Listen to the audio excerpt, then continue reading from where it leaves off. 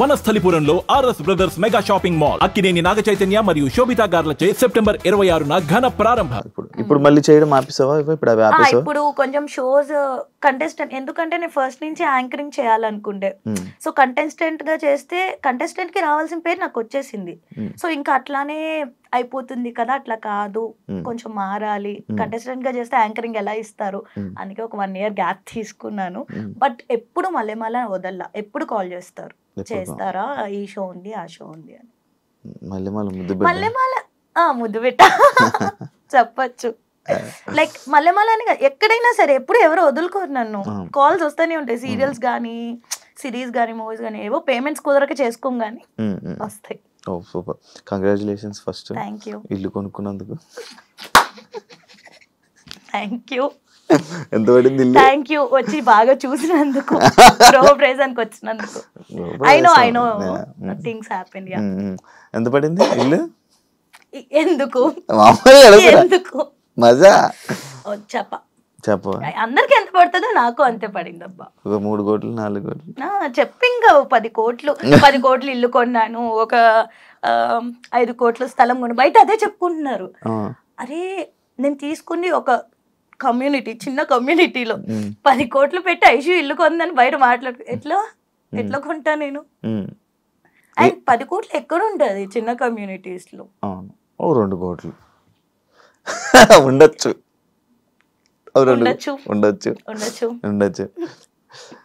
నీ డ్రీమ్ కదా ఇల్లు? Mummy dream. అంటే ఏమున్నా లేకపోయినా సొంత ఇంట్లో ఉంటే ఎవడు క్వశ్చన్ చేయడు అనేది మమ్మీకి ఫస్ట్ నుంచి. అంటే చిన్నప్పటి నుంచి చాలా మంచిగా పెరుగు వచ్చింది. సడన్ గా నేను తీసుకొచ్చేసా మమ్మీ తమ్ముడిని బయటికి. లైక్ తను ఇంకా ఉండలేదు అని చెప్పగానే I was like okay mummy నేను చూసుకుంటా. ఆ ఏజ్ లో ఏం తెలియదు మనకి, చిన్న పిల్లలం, ఏం చేసి బతికిస్తా నేను. అది వచ్చేసాక తెలిసింది. My mom is a teacher, so తనకు వచ్చేది 8,000 per month. అప్పట్లో ఫీజులకి సరిపో, ఓన్లీ ఇంటి రెంట్కే సరిపోయేది. ఇంటి రెంట్ కూడా 8,500 విజయవాడలో. మా స్కూల్ పక్కనే, కొంచెం మా భవానీపురంలో అలాగే 8,000 అప్పట్లోని రెంట్ మాకు. నేటివ్ ఓన్ సొంత విజయవాడ, పుట్టింది పెరిగింది అంతా విజయవాడ. ఒకసారి నేను ఒక షోలో రిలేషన్దే చూసాను అన్నమాట. అది బాగా వైరల్ అయింది. బేసిక్గా సాయి లవ్, అదే ఈ లవ్ పెళ్లి అని చెప్పి అప్పుడు నాతో నేను మూవీ, నేను ఒక మూవీ చేశాను అనమాట, నాతో నేను అని చెప్పి. దానిలో మనోడే హీరో, తను హీరో, నేను హీరోయిన్. నేను సాయి కుమార్ గారు, రాజీవ్ కనకాల గారు, ఆదిత్య ఓం, ఇలా చాలా మంది ఉన్నారనమాట ప్యాడింగ్. సో ఆ రోజు ఎవరికి కుదరలేదు ఆ షోలో ప్రమోషన్స్ కి రావడానికి. నేను సాయి ఉన్నాం కాబట్టి మా ఇద్దరితో అది స్కిట్ లాగా ప్లాన్ చేశారు. బట్ ప్రోమోలో ఏం చేశారు అంటే ఓన్లీ ఆ స్కిట్ కాకుండా ఏదైతే ఆ పార్ట్, మెయిన్ పార్ట్ ఉంటుందో ఆబ్వియస్లీ అయ్యే చేస్తారు కదా, ప్రోమోస్ లో అవే వస్తాయి. సో అట్లా ప్రోమో చేశారు. బాగా వైరల్ అయింది కదా. అడిగారా? చాలా మంది అనుకున్నారు మీరు రిలేషన్ నిజంగా రిలేషన్ అని అనుకున్నారు. పెళ్లి అయిపోయింది అనుకో చాలా మంది అనుకున్నారు, బట్ అవ్వలేదు. ఇప్పుడు రిలేషన్ లో లేవా? ఏంటి ఎప్పుడు రిలేషన్ ఎవరితో సాయితున్నా?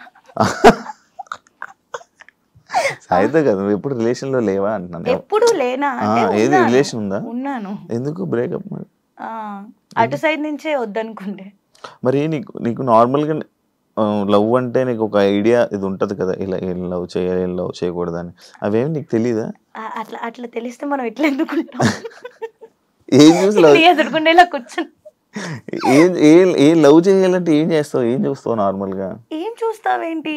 ఫర్ మీ లైక్ లవ్ అనేది అది చాలా ప్రీషియస్, చాలా valuable.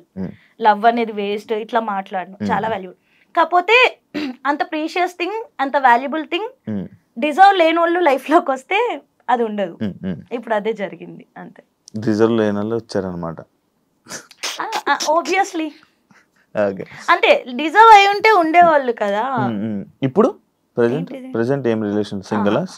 Happy to be single. Wow. ఎందుకంటే మా మమ్మీకి చెప్పేశాను, నీ ఇష్టం మమ్మీ, నువ్వు ఎవరిని చూస్తే వాళ్ళని చేసు. బేసికలీ నాకు ఫస్ట్ ఆఫ్ ఆల్ లవ్, పెళ్లి ఇవన్నీ ఇంట్రెస్ట్ ఉండే కాదు.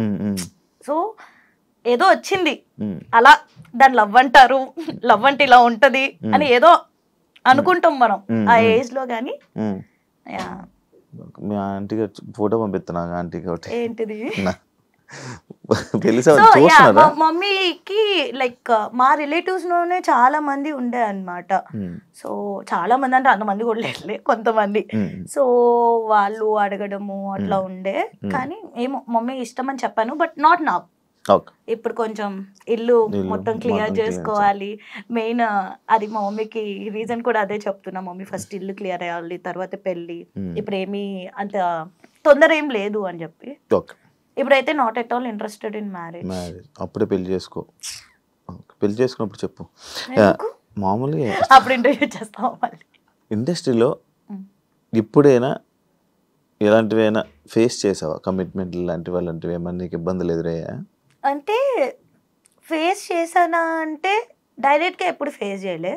ఫోన్ కాల్స్లో ఫస్ట్ నేను వెళ్ళి నెరేషన్ వినడం.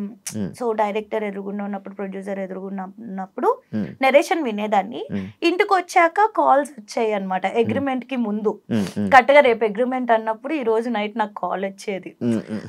సో ఇట్లా నువ్వంటే క్రష్ అంట, ఇంట్రెస్ట్ ఉందంట, లైక్ ప్రొడ్యూసర్ కానీ డైరెక్టర్ కానీ అలా కొన్ని కాల్స్ వచ్చాయి. ఐ వాజ్ లైక్ ఫస్ట్ లో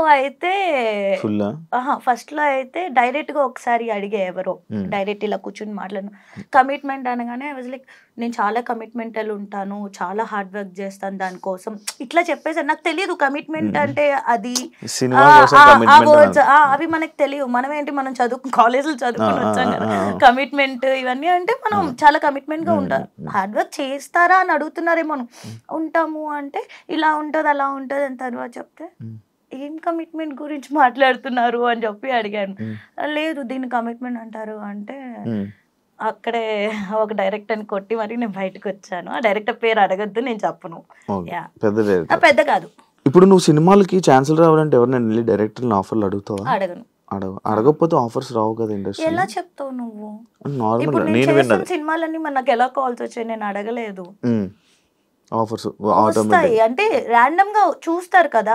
ఇప్పుడు అలా అయితే నేను ఇంకా రిలీజ్ కాని మూవీస్ చూసి కూడా, అంటే డబ్బింగ్ థియేటర్స్ కి కొంతమంది డైరెక్టర్స్ వస్తారు, లేకపోతే ఏదన్నా ఫ్రెండ్స్ ఆఫ్ ఫ్రెండ్స్ ఉంటారు, వాళ్ళు చూపించుకుంటారు కదా క్లిప్స్.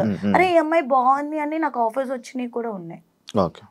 కాకపోతే ఎన్ని కంటిన్యూగా నేను టీవీ షోస్ చేస్తుండే, సీరియల్స్ చేస్తుండే, మూవీస్ చేస్తుండే, వెబ్ సిరీస్ చేస్తుండే, బట్ కరెక్ట్ బ్రేక్ అయితే రాలేదు. ఎందుకు తెలియదు.